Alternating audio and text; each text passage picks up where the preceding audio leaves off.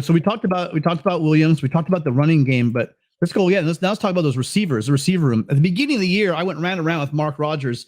We usually agree on 90% of the stuff, but I didn't agree that Ohio State had the best receiver room. Quietly, Addison had 11 catches for 178 yards. He had that big one for 48, but I mean, he was racking them up. But then Kyle Ford, how big did he play? That fade pass he caught, that was a pivotal drive. He came down with that touchdown. We needed points. He went up and grabbed it. He only had 3 catches, but he had 3 catches for 73 yards and 1 touchdown. In fact, Tim, we had an addition. Kyle Ford was so good, he got added to our little game edit here. Yeah, he's really, really playing great ball right now. He's filled in, in spots where we need that extra push. Mario Williams came back. He had that big drop, but he looks healthy, and I'm sure it's just a matter of time before he gets his mojo back. So that'll be interesting. It will be. Tim, what did you think of? We didn't hear much from Gentry, but I thought he got the job done. He wasn't in very much. No, not as much. But when he was, I thought you could see the difference. Yeah, well, who played really well was Shane Lee. I mean, yeah, he did. Again, interception. Well, especially on the ground as well. We were really bottling them up. If you remember last year, it was a nightmare. Do you know what I mean? It was like a sieve right up the middle. But Shane Lee, for me, just seemed like he was all over the place. Actually, making tackles. I really don't remember. I'll be honest, I really don't remember much from that game because it was so traumatic. Yeah, but it was so bad. The way he was playing, I was just great tackles. And one thing about this game, and especially at the very end, you saw, I don't know if you've turned off, but you saw Bobby Haskins. This guy has only been here for a short time. He had a rough week with everything that went down. I don't know how well he knew the players that were involved. I'm sure they're on the same team together. They were, I'm sure, very close. Game, he was in tears. And it just shows you just how this team has come together. This team is something special. I can't be more happier with the players. I could go on and on talk about the players on this team. I just can't be more pleased with the way they played this game. I was really nervous when we had that. It was weird. That's what happens. I'm not going to be negative, but that's what happens to USC. Our drives unravel pretty fast.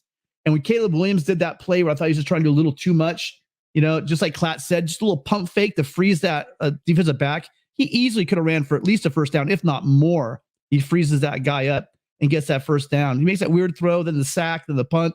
Man, I'm not going to lie to you guys. At that punt, I was feeling pretty damn nervous. But to see Corey step up, you guys, this is a guy who's getting a lot of crap from the fan base for a long time. And again, I want to get a t-shirt, where's Corey Foreman on the back, but I want him to show him he picked that thing off like a receiver, man. He didn't wait for it. He got out there. He caught it with fingertips.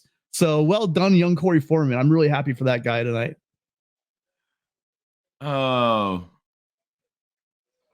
Yeah, no, I thought he really did. Guys, this is not a whining night. Tim, what did you think about the coming out of the second half? I mean, I think we showed it again that this is a second half, a team that goes into halftime, makes adjustments, and gets the job done. Yeah, there was definitely different energy. I think this team knew going in that they really towards the end of that half lucked out. The way they played in the first half, they easily could have been down by 2 or 3 scores. And the way it unraveled, the fact that we had bad DTR, right? We had 2019 DTR show up for a little while there and start fumbling the ball and throwing interceptions. That really helped SC at the end of that half to get back in this thing. We did, although he got the lucky DTR at the end of the game or the fourth quarter when he had that fumble that just happened to bounce right in his foot path. Yeah, but the pass rush, the pass rush was good. Contain. I mean, you really can't contain that guy. You just got to try to slow him down. And overall, I mean, he had a couple big pickups, but overall, it's not like he crushed us. The run game I thought I was terrified about. They got their yards. They ate, right? They rushed for almost 200 yards, but it was the way they rushed for the yards. A lot of it was, on scrambles on Rob, DTR had 75 yards. One of those was like a big 26-yard scamper, then another 20-yard scamper. Half his yards came on 2 plays. So yes, they did rush for 200 yards, but not like they lined up and ran down our throat, which is what, again, I was kind of fearing they might do. And a lot of their 500 yards they picked up was really late in the game. I mean, I thought, you know, through the third quarter, USC, we won that third quarter, and and turned the game around. So dying to hear from you guys. Come on, Trojan guys, fans, call in. We put the link in the chat. Oh, well, Tim, you want to put it in again? I just put it in. Sure, no problem. So you guys just get in here and talk to us. Well, and I'll tell you what, I mean, think about DTR. He's going to, I mean, he was great. He played really great, and we're going to be really proud of him in the Holiday Bowl. Yeah.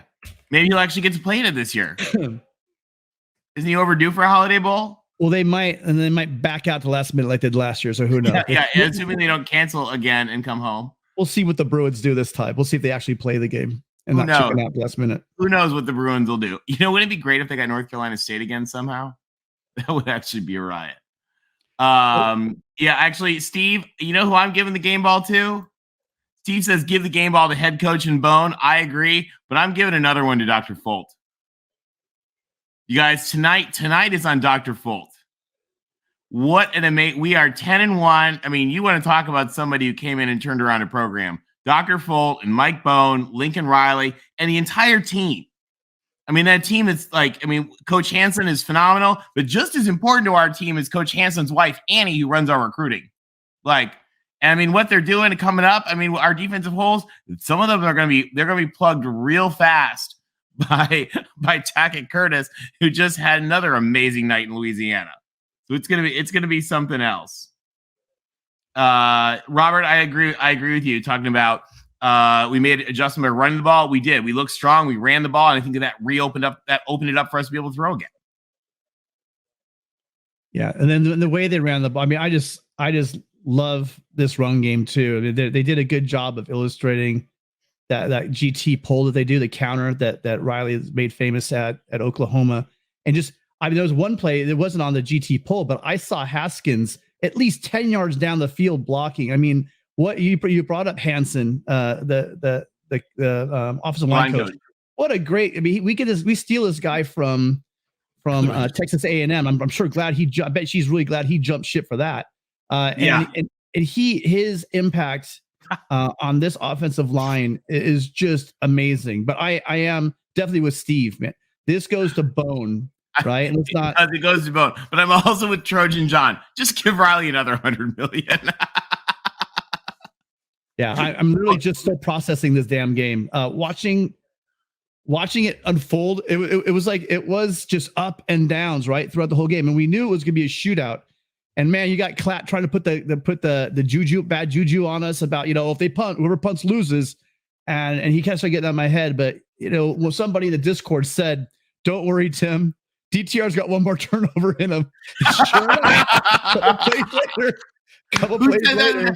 Okay, I couldn't handle the Discord. It was freaking hilarious. I couldn't be around that many Ducks and like Ohio State people. I had to turn it off. It was. By the way, if you guys are wondering what we're talking about the Mark Rogers Voice of College Football Patreon community Discord.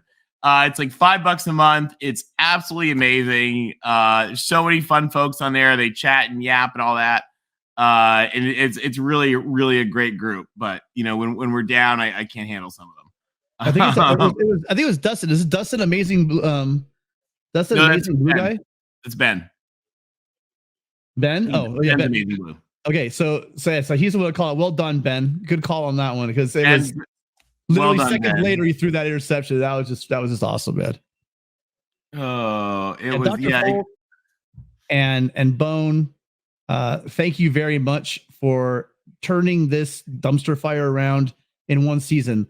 Last year, this time, you guys were looking down the barrel of a 60+ points for the little baby Bruins, putting up on a very historically bad. He signed a hat mid-game, just embarrassing us. And here we are a year later. In fact, it's on the hat that he signed. It's so embarrassing that we can't deny it. We have to own it.